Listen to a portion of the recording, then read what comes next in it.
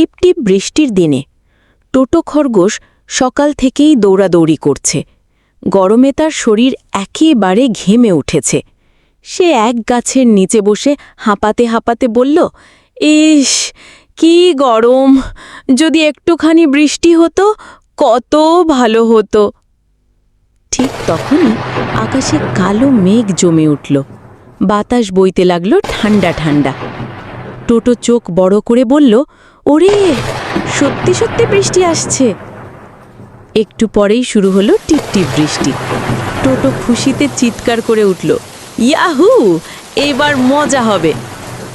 সে মাঠের মধ্যে নাচতে লাগলো, লাফাতে লাগলো, ঘুরতে লাগলো। বৃষ্টির ফোঁটা তার গায়ে পড়ছে। সে হাসছে, আনন্দে একেবারে ভিজে একাকার। তখনই এলো মিনা কচ্ছপ, এক ছাতা মাথায় দিয়ে। মিনা বলল, টোটো, সাবধান, এত ভিজলে ঠান্ডা লাগতে পারে। বৃষ্টিতে খেলা ভালো, কিন্তু শরীর খেয়াল রাখতে হয়। টোটো মজায় মেতে আছে। সে বলল, আরে মিনা, একদিন ভিজলে কিছু হবে না, তুমি বোঝো না, এটা হলো মজা করার সময়।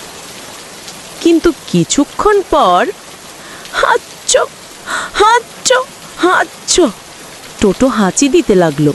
গায়ে কাঁপুনি, দাঁত কাঁপছে। মিনা দৌড়ে এসে বলল, দেখেছো, আমি বলেছিলাম না? এখন চলো, গা মুছো, গরম কিছু খাও আর বিশ্রাম নাও। টোটো ধীরে ধীরে মাথা নেড়ে বলল, তুমি ঠিক বলেছিলে মিনা। আনন্দে যদি শরীর খারাপ হয় তাহলে তো সেটা আর আনন্দ থাকে না। ঠিক তখনই আকাশ থেকে শোনা গেল এক মজার কণ্ঠস্বর, হো হো হো, আমি বৃষ্টি মামা, আমি সবাইকে আনন্দ দিতে আসি।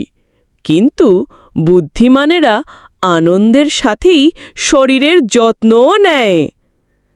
টোটো আর মিনা আকাশের দিকে তাকিয়ে হেসে ফেলল।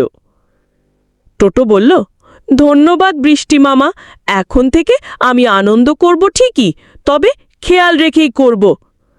মিনা হেসে বলল, এই তো বুঝদার খরগোশ। শিক্ষা: আনন্দ করা ভালো, কিন্তু নিজের শরীরের যত্ন নেওয়া আরও জরুরি। বন্ধুদের পরামর্শ শোনা উচিত। প্রকৃতির সঙ্গে খেলতে হলে দায়িত্বশীল হওয়া দরকার।